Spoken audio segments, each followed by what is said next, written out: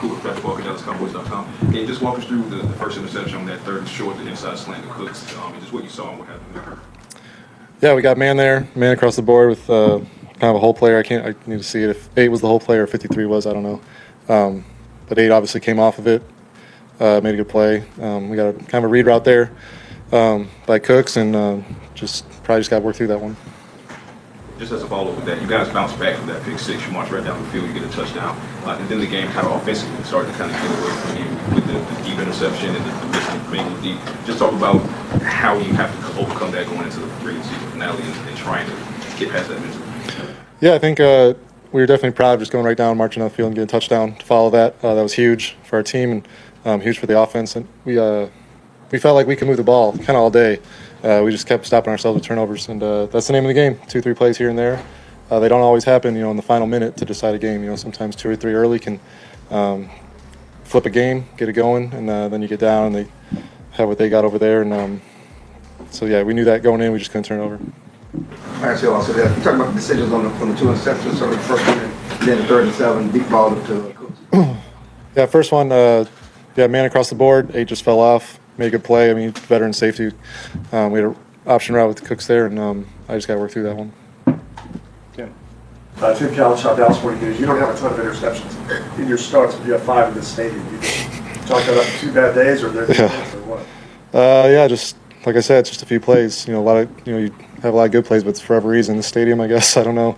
Maybe I don't subconsciously green. I don't know something, but no, it's frustrating, especially when we've been playing well. We haven't been turning over, giving our defense, what they need, and you do that versus a good football team. It's very challenging. Anyone else? No. All right. Thank you. Hey, I know you were just as excited as I was when the 2024 season kicked off. The Dallas Cowboys had all the hype around them, right? Dak Prescott and CeeDee Lamb, both getting those long-term deals, things were looking up.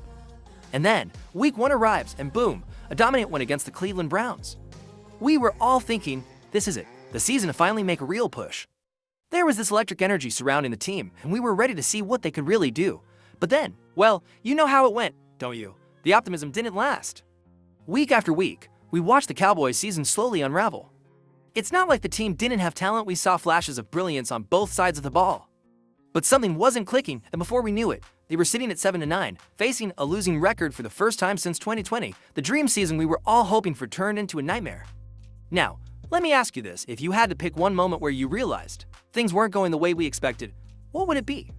Drop your thoughts in the comments below. I'm curious to see when you first felt the shift in momentum. The thing is, we've all been through the ups and downs of being a Cowboys fan, but this one hit differently. It's like we all believed at the start that this year would finally be the year. So, what went wrong? We'll get into that soon, but I want you to hold that thought for a second. All right, now that we've covered the excitement at the start, let's talk about the harsh reality that hit us mid-season. Injuries, and not just minor bumps and bruises, real, game-changing injuries. Dak Prescott's season-ending injury was a massive blow, no doubt. Watching from the sidelines, it was hard to watch, right? The guy gives everything for this team, and yet, Fane had other plans. But it wasn't just Prescott. The injuries piled up across the roster, and no matter how much talent this team had, it couldn't overcome those setbacks. The offense that was supposed to light up the scoreboard. Well, it was missing key players most of the time. And don't even get me started on how the defense had to pick up the slack. Doc himself has been open about the frustration. He said, nobody plans to lose. Nobody plans to have a losing season. You expect playoffs every year. You expect to win this division, and I think we all felt that, didn't we? It's not just about a bad season, it's the feeling of letting everyone down, especially when you know the potential is there. Let me know in the comments, do you think the Cowboys could have turned it around if they stayed healthy? Or do you think the damage was done too early? Now, let's get into Dak Prescott's mindset. I mean, who better to understand the frustration of this season than him, right? After everything he's been through, it's clear he's disappointed, but also determined. In a recent interview, he admitted it sucks. It's frustrating, and you can feel that pain in his words. This wasn't just another rough season for him, it was a season where he saw his own dreams and the dreams of the Cowboys fan base slipping away. But here's the thing, Prescott doesn't give up. And if you've been following him long enough, you know that he's already thinking ahead to 2025. He's already looking at what needs to change to get this team back to the top. He's not the kind of guy to sit on the sidelines and let this be his legacy. He wants to come back stronger with his team. At full strength, the big question is, will Mike McCarthy be the coach to lead them there? The pressure for 2025 is already building. Can McCarthy get this team back on track, or will it be time for a new direction? I want to hear your thoughts. Do you think McCarthy will survive another year, or is his seat already getting too hot? Looking ahead to 2025, the biggest key for the Dallas Cowboys is simple: health. We've seen it time and time again. This team's potential is undeniable when they're all on the field, but injuries can ruin any team's momentum, and that's exactly what happened this season. If the Cowboys can get their players healthy and back to full strength, we could see a completely different team next year. What do you think? Are you hopeful that a healthy squad will change everything in 2025? Or do you think the Cowboys need more than just health to turn things around?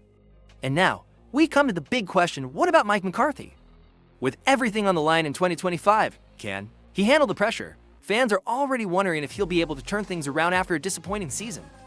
If the Cowboys don't succeed next year, will Jerry Jones make a change? McCarthy's seat is getting hotter by the day, so what's your take? Do you think McCarthy deserves another shot, or is it time for a new leader? Drop your thoughts in the comments. This is one debate that's sure to get heated.